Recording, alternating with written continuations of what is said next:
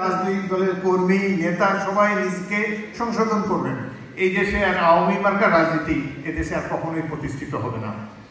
শেখ হাসিনা বিদেশ ফিরে এসে যে সাংবাদিক সম্মেলনটি করতেন সেটি যারা না দেখেছেন বিশ্বাস করতে পারবেন না একটা মিডিয়ার প্রতিনিধিরা কিভাবে এত নিচে নামতে পারেন, তৈলমর্দন কত প্রকার এবং কি তার একটা বিশিষ্ট উদাহরণ হতে পারে সেই সব সাংবাদিক সম্মেলন সমূহ। আজকে আর তাদের দেখা নাই, সবাই পালিয়েছেন। কল্পনাও করেননি যে তাদেরকে এইভাবে পালাতে হবে কখনো। তারা বোধহয় ভেবেছিলেন যে কিয়ামত পর্যন্ত শেখ হাসিনার এই দুঃসাহন অব্যাহত গতিতে চলবে। কিন্তু আল্লাহ রাব্বুল আলামিন একজন আছেন, আর এই দেশের সাহসী তরুণ সমাজ আছে, এই দেশে ন্যায়নিষ্ঠ রাজনৈতিক দলসমূহ আছে। সুতরাং এই অপকর্ম দীর্ঘদিন যে চালানো যায় না সেটি তো আমরা দেখতেই পাচ্ছি। আমরা অনেকেই যখন হতাশ হওয়ার পথে, সে সময় ছাত্র, তরুণ, যুবক, সাধারণ মানুষ, ছাত্রদের অভিভাবকরা রাজপথে নেমে এসে এই হাসিনা সরকারের যে পতন ঘটিয়েছেন সেজন্য ইতিহাসে তাদের নাম স্বর্ণাক্ষরে লেখা থাকবে। আমার দল বিএনপি 16 বছর সংগ্রাম করেছে, বহু মানুষ জীবন দিয়েছে। এই জুলাই আগস্ট অভ্যুত্থানে বিএনপির 488 জন সদস্য শহীদ হয়েছে। আমি মেঘনাপাড়ের একটি নিপীড়িত এলাকার জনপ্রতিনিধি ছিলাম। আমার থানা লালমোহনে 11 জন শহীদ হয়েছে এই জুলাই আগস্টের আন্দোলনে।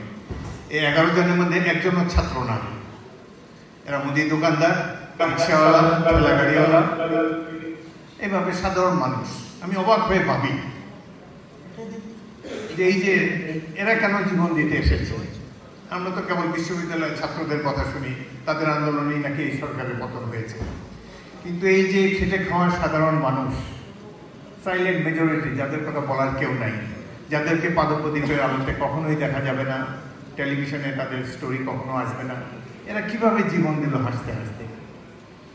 মীর মুগ্ধ তার এই যে পানি লাগবে কিনা এই যে চিত্রটি দেখানো হলো, এটি দেখে আবেগ আপ্লুত হয়ে পড়ি সব সময়।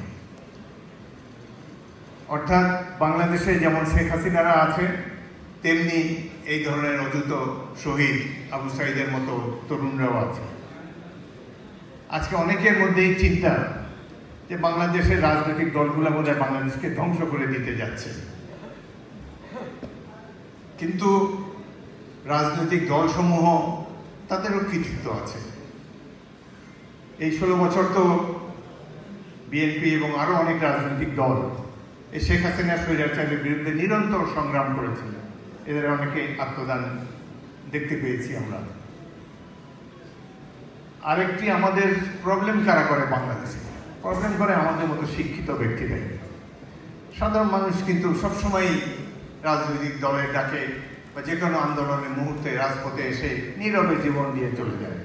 ভাষা আন্দোলন, বিভিন্ন স্বৈরাচারের বিরুদ্ধে আন্দোলন, সামরিক শাসনের বিরুদ্ধে আন্দোলন থেকে শুরু করে এই 24-এর গণ অভ্যুত্থান পর্যন্ত বিভিন্ন আন্দোলনে যারা শহীদ হয়েছে তারা অবশ্যই দেশপ্রেমী। তাদের কথা হয়তো ইতিহাস সবসময় মর্যাদার সাথে উচ্চারণ করে না, কিন্তু তারাই তো এই দেশকে গড়েছে, তারাই তো এই দেশের ভবিষ্যৎ। একটি জিনিস 1971-এ বাংলাদেশের সাধারণ মানুষের গণজাগরণ দেখেছি। 71-এর মহান মুক্তিযুদ্ধ ছিল সাধারণ মানুষের যুদ্ধ। এই যুদ্ধ শুরু করেছে সৈনিকেরা, সশস্ত্র যুদ্ধ শুরু করেছে সৈনিকেরা মেজর জিয়াউর রহমানের নেতৃত্বে। সেখানে অসংখ্য সাধারণ ছাত্র, যুবক, সাধারণ মানুষ এসে যোগ দিয়েছে। সংগঠিত হয়েছে একটি মহান মুক্তিযুদ্ধ, যে কারণে আমরা একটি স্বাধীন দেশ পেয়েছি। এখন মাঝে মাঝে দুঃখ লাগে 71-এর এই মহান যুদ্ধকে দ্বিতীয় স্তরে নেওয়ার একটা চেষ্টা হচ্ছে, একে ভুলিয়ে দেওয়ার একটা চেষ্টা লক্ষণীয়।